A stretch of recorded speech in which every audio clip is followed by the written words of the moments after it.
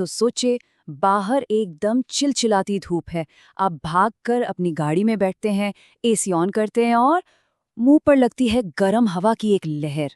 अरे, इससे ज्यादा फ्रस्ट्रेटिंग और क्या हो सकता है ना? तो आज हम इसी बहुत ही कॉमन प्रॉब्लम की तह तक जाने वाले हैं और इसके पीछे के 7 सबसे बड़े कारणों को समझेंगे।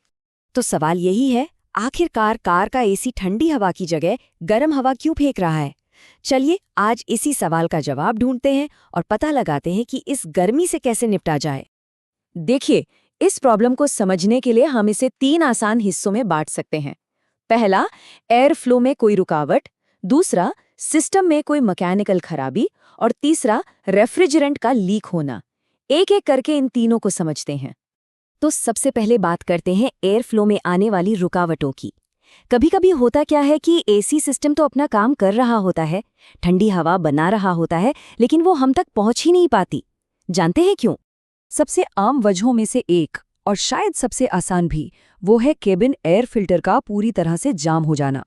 ये फिल्टर ही है जो बाहर की धूल मिट्टी को केबिन में आने से रोकता है, लेकिन वक्त के साथ ये खुद ही गंदगी से चोक हो जाता है। और इसका पता लगाना बहुत आसान है। अगर एसी वेंट से हवा का फ्लो बहुत ही कमजोर लगे और साथ ही कार के अंदर एक अजीब सी दबी दबी सीलन वाली बदबू आए, तो समझ जाइए कि फिल्टर बदलने का टाइम आ गया है। अब आते हैं कंडेंसर पर। इसे आसान भाषा में एसी का रेडिएटर भी कह सकते हैं। ये गाड़ी में बिल्कुल आगे लगा होता है और अगर इस पर धूल, मिट्टी या कीचड़ की परत जम जाए तो ये रेफ्रिजरेंट को ठंडा ही नहीं कर पाता। अच्छा, इसका एक बहुत ही क्लासिक साइन है। अगर गाड़ी जब चल रही है तब तो कूलिंग ठीक ठाक हो रही है, लेकिन जैसे ही गाड़ी ट्रैफिक में रुकती है, गर्म हवा आने लगती है। ये इस बात का पक्का संकेत है कि कंडेंसर ब्लॉक है। ऐसा इसलिए क्योंकि गाड़ी रुकने पर उसे नेचुरल हवा का फ्लो नहीं मिल पाता। अब चलते हैं डैशबोर्ड के अंदर। वहाँ एक और जरूरी हिस्सा है, कूलिंग कॉइल, जिसे इवेपोरेटर भी कहते हैं। केबिन की हवा इसी के ऊपर से गुजरकर ठंडी होती है। अब सोचिए, अगर यही गंदा हो जाए तो फिर कूलिंग होगी कैसे? जब इवेपोरेटर गंदा होता है तो ओवरऑल कूलिंग परफॉर्मेंस एकदम गिर जाती है और कई बार वेंट से अजीब सी बदबू भी आती है। ये बताता है कि सिस्टम को अब एक डीप क्लीनिंग की जरूरत है। तो ये तो बात हो गई एयर फ्लो से जुड़ी समस्याओं की। अब चलते हैं हमारे दूसरे सेक्शन पर, जहां हम उन मैकेनिकल पार्ट्स की बात करेंगे जिनके खराब होने का मतलब है सीधा सीधा एसी का बंद हो जाना। कंप्रेसर ये एसी सिस्टम का दिल है, उसका हार्ट। इसका काम है रेफ्रिजरेंट गैस पर दबाव बनाकर उसे पूरे सिस्टम में सर्कुलेट करना। अगर ये दिल ही कमजोर पड़ जाए या खराब हो जाए तो कूलिंग का तो सवाल ही नहीं उठता। और इसे पहचानना मुश्किल नहीं। अगर एसी से ठंडी हवा बिल्कुल बंद हो गई है और उसे चालू करते ही कोई तेज घिसने या चीखने जैसी आवाज आ रही है, तो ये लगभग तय है कि कंप्रेसर में ही कोई बड़ी गड़बड़ है। कंप्रेसर के अलावा एक और जरूरी मैकेनिकल पार्ट है कूलिंग फैन। इस फैन का काम कंडेंसर पर हवा फेंकना है ताकि वो ठंडा रहे, खासकर तब जब गाड़ी एक जगह खड़ी हो। इसके लक्षण भी काफी हद तक ब्लॉक कंडेंसर जैसे ही हैं। मतलब गाड़ी जब खड़ी है या बहुत धीरे चल रही है और एसी गर्म हवा देने लगे तो बहुत चांस है कि कूलिंग फैन ही काम नहीं कर रहा। ये एक ऐसी मैकेनिकल प्रॉब्लम है जिस पर अक्सर ध्यान नहीं जाता। ब्लेंड डोर, डैशबोर्ड के अंदर एक छोटा सा फ्लैप या दरवाज़ा होता है जो ठंडी और गर्म हवा को मिक्स करता है। अगर ये अटक जाए तो सारा खेल बिगड़ जाता है।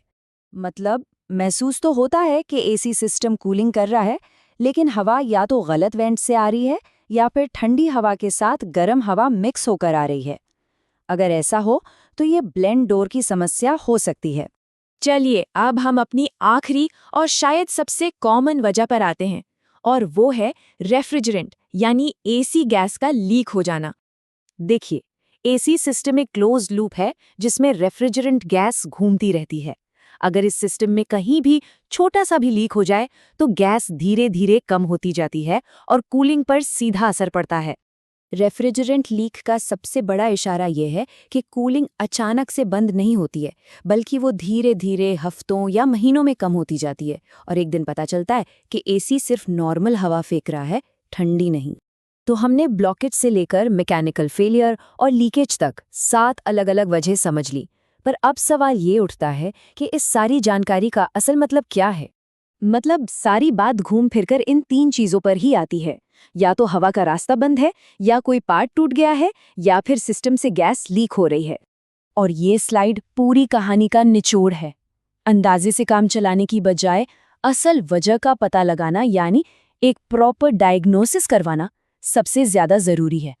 इस जानकारी का सबसे बड़ा फायदा ये है कि अब मैकेनिक से बात करते समय मुद्दे को बेहतर तरीके से समझाया जा सकता है। इससे ये सुनिश्चित करने में मदद मिलती है कि गाड़ी पर सही काम हो रहा है। तो अगली बार जब कार का एसी गर्म हवा दे तो ये जरूर सोचिएगा, क्या ये सिर्फ एक फिल्टर की सफाई का मामला है, या सिस्टम के दिल यानी कंप्रेसर में कोई बड़ी खराबी आ गई है। सही सवाल पूछना ही सही जवाब तक पहुंचने का पहला कदम है।